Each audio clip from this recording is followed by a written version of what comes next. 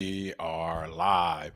Good morning, crypto warriors, and welcome back to the Gym of Crypto, episode 1168. Today is Monday, November 13th, 2023, and I'm King here to bridge the gap between community and crypto most days, Monday through Friday at 10ish. Today's top story: stablecoin firm Tether minted 4 billion USDT in 4 weeks. Brad Garlinghouse jabs at Maximalist. It will be a multi-chain world. Chinese hackers use fake Skype app to target crypto users in new phishing scam. Hackers claim to have stolen user data from defunct crypto ATM firm CoinCloud, and BlackRock argues SEC has no grounds to treat crypto futures and spot ETFs differently. But first and foremost, of course, let me go ahead and take a quick look at these prices and give some quick shout outs. Today will actually be a short show. I got to run. The strike is officially over in Hollywood, folks. And it's time for me to get to it. I got a message last week from my New York agent like, hey, it's time to get going finally. So I'm about to be running off into Hollywood today. But before I do, I want to make sure we talk about this good crypto news and, of course, these prices. All right, Bitcoin's coming in at $36,779, down 1.14%. Ethereum at $2,093, up 1.47%. Number 5, Ripple at 65 cents, down 2.23%. Number 8, Cardano at 36 cents, down 4.59%. And number 10 is Tron at 10 cents officially. Look like it's about to pump to 11, up 1%. And again, Tron has been doing numbers these last few months. Recently added Bits Factor, Crypto Asset Governments, and Grok token.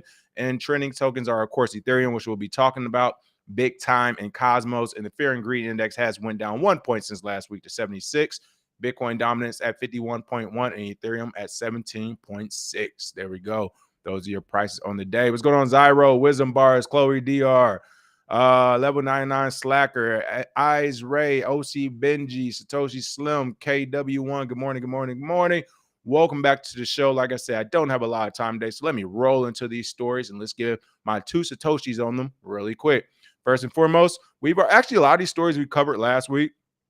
They just hit the press this week, or at least Cointelegraph. So just going back over them, something that you may have saw on Weekend Crypto with Track, of course, PFC Wells, as well as on the Friday show we covered it with stablecoin firm Tether minted 4 billion USDT in 4 weeks. This is definitely a news noteworthy story as they're doing their Federal Reserve printing right now. That's right. Tether has minted 4 billion USDT over the past month, which accounts for nearly 18% of all USDT issued so far in 2023. So this is crazy. Again, I won't go into too much detail as we covered this Friday. Who knows exactly why they did it or what their game plan is or whatever.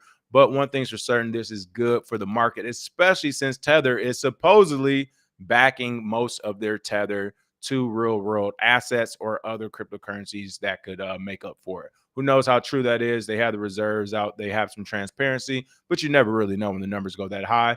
But again, Tether issued another $1 billion of Tether on the Tron blockchain on November 10th.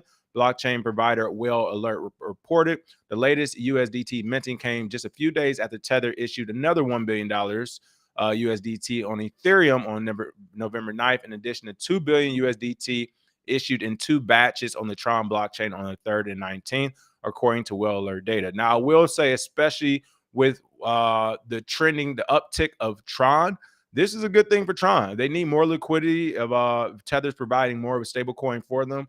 It must mean they're doing something right, not necessarily long term, but for the right now for the community. And again, I know we had, I can't think off the top of my head, but one of our creators on our channel has mentioned Tron numerous times in the past about how they liked it. I want to say possibly JJ, but not sure. But again, that might be why this printing is going on. It might be a good look for Tron. But again, you can see this being written by CEO Paulo Ardino from Tether. This is an authorized but not issued transaction, meaning that this amount will be used as inventory for next period issuance requests and chain swaps. So again, they're getting ahead of the curve, it looks like. But regardless, this is a lot of printing of a stable coin. And in the short term, that is good for the market. Long term, it may not be good. You know me, anything that kind of takes away from Bitcoin is devaluing the market as a whole if it isn't adding any real world value, which stablecoins for the most part actually don't do. It just kind of protects you from staying in that cryptocurrency. And kind of going along with this story, talking corporate, I would say, because Tether is definitely like kind of corporate institution based. They're not trying to be super decentralized or anything like that. I want to move on to the next story because to me, it kind of shares the same vein and thought process. That's Brad Garlinghouse jabs at maximalists.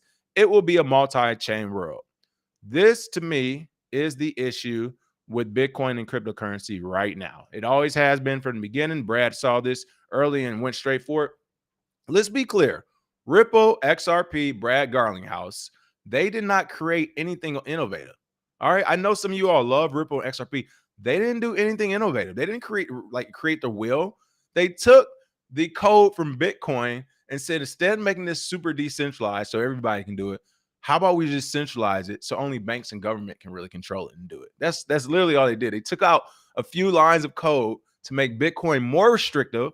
They threw Ripple on top of it and said, we're going to push it out as this. This is a totally different product. It's not decentralized, right? It doesn't have the same attributes as Bitcoin. It's totally different. And it's going to be used for different people. Cool. Totally different product. He has never been like a Bitcoin enthusiast or a person who wants decentralization or any of these ethos in the cryptocurrency. In fact, the only reason I stood up and I stand up for Ripple and XRP is because it is a crypto, not necessarily because of the type of cryptocurrency it is or the value it may or may not have. I say all that to say Brad Garlinghouse is the problem. Like, people like him are the problem. This is the reason why regulators are here. This is the reason why the laws are coming down, legislation is being passed.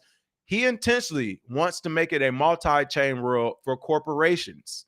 It has nothing to do, again, the ethos of Bitcoin or decentralization or any of these things. And my response to that is that multi-chain world does come with legislation, does come with politicians, it does come with regulators, and it comes with a a less superior product, far less superior product than what you would have had if we just kind of maintain all our efforts on Bitcoin or things like Bitcoin. So again, Ripple CEO Brad Garlinghouse discussed discouraging maximalists and factors that could drive further institutional adoption at the recent Ripple Swell event held in Dubai. Of course, this guy's only concern is about lining his own pockets. I'm not blaming him. That's literally the majority of the market. All they care about is lining their own pockets. They don't care about the technology factors. They don't care about the cool factors. They want more money. So while many participants in the crypto space continue to advocate for only a single blockchain, some believe that the future will be made up of multiple blockchains working together. I think that future would be true and is going to be inevitable, not because we can't operate from a single blockchain, but because there's so many losers out there who say, well, if we only operate from a single blockchain, how can I get control of everyone? Or how can I make more money? How can I do this? Not how can we improve the world? How can I get an advantage if we do it from a single blockchain? Because of that thought process, you will see a multi-chain world. Because of those who say, no, Ethereum is good, proof of stake is good, even though we know this is a money-based operation at this point, it's all good. Don't you worry. We got corporations and institutions now. Those are all the same people that are going to ensure we have a multi-chain world, which will ensure we have crypto taxes, which will ensure we have hella regulations, which will ensure everything that Bitcoin is trying to do will continue to get muddled. So again, from Toronto in 2017 to now, I mean, come on, this guy is talking about from a pump.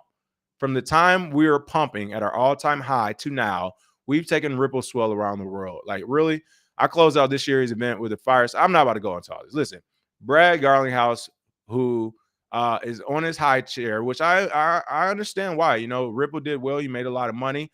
But again, this is confusing making money with actual value. This is confusing what works for me, what works for everyone type of deal.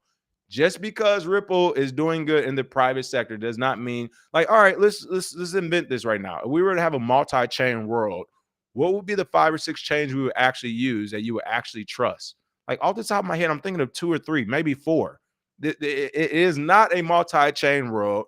Most chains should even be spoken about in this type of thought process. But again, I understand why. Because anything you can do to nick and knack and bring down Bitcoin, all it would do was make other cryptocurrencies look better. Not actually be better. It'll make them look better, okay? So this is no different than you go into a crypto or a whatever conference or a shitcoin conference, and they're shilling to you and telling you why their altcoin is so much better. But we all know Bitcoin can't scale, right? We always hear, how many times have people came on our show and said that? We all know Bitcoin can't scale, or Bitcoin isn't fast enough, or Bitcoin is and it's like, you let them keep talking, but it's like, no, I don't know that. You're saying that because you're about to tell me the next best thing in your opinion, which I wholeheartedly disagree with. Brad Garlinghouse, come on, man. Shame, shame, shame, shame, shame. All you're doing is marginalizing the entire market, and you're going to make it harder for every token to rise when you do this. Last quote for him: I'm very bullish about a whole bunch of different things going on in crypto. That's how you know people talking shit and make no sense. Don't say a whole bunch in a codified technical market. Mention the specifics. I'm not bullish about a whole bunch of things going on in crypto. I am bullish about the decentralized aspect of Bitcoin. I'm bullish about cross atomic swaps and hopefully cross blockchain swaps eventually. Like these are specific things I'm bullish about. I'm bullish about having a token represent a savings account that, because of whatever algo they have going on, makes sense and they actually can grow naturally. Like these are the things I'm bullish about, not just a bunch of different things. Come on, man. Like this is supposed to be a market expert saying just a bunch of different stuff. I certainly am active in trying to dissuade people from being maximalists about any particular crypto. I mean, we really know what the main maximalist is. It will be a multi-chain world. Okay, we get it. We get it. We get it.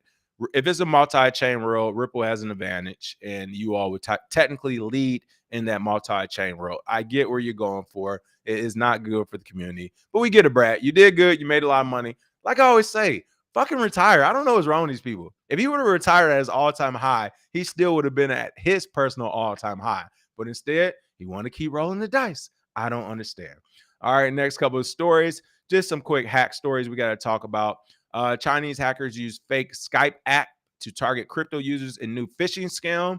So again, make sure Skype and every other app you're clicking on, downloading is actually real. I didn't even know people were really still using Skype. But again, they're phishing people through Skype. So if you see some Chinese writing and you see Skype next to it, hey, X, we're done with that one, just like we are with this story. All right. Next story up: hackers claim to have stolen user data from defunct crypto ATM firm CoinCloud. Same thing. If you have been involved in CoinCloud, signed up in any way, I'll even go as far as say as an email if you use the same password.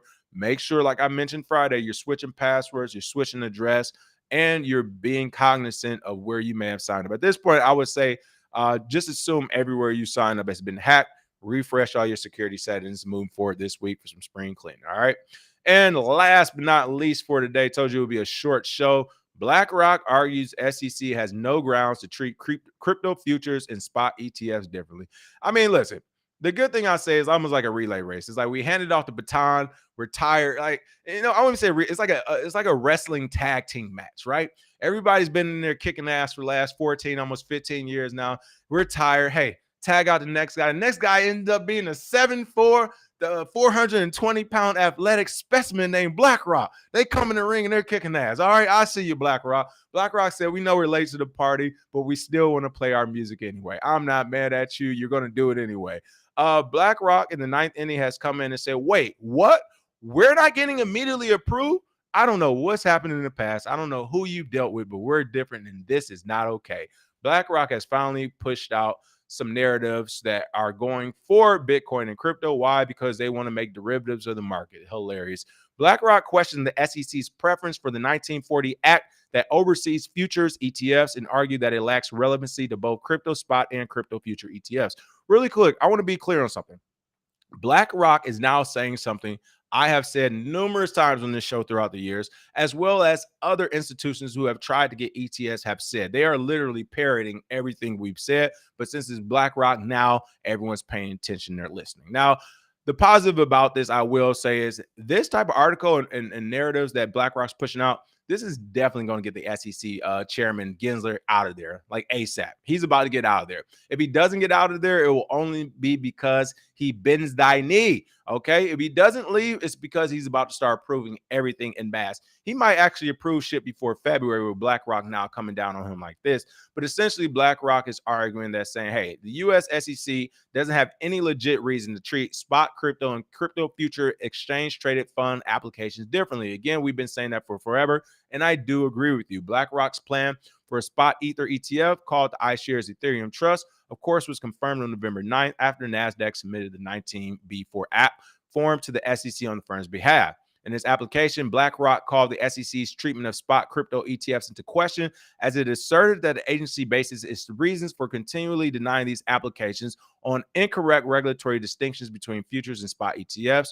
given that the commission has improved ETFs that offer exposure to Ethereum futures, which themselves are priced based on the underlying spot ETH market. The sponsor believes that the commission must also approve ETPs that offer exposure to spot ETF. Listen, there's no rhyme or reason why they're not, except for the part of the equation that they're working for the banks and all the other dirty birds in the background. Okay.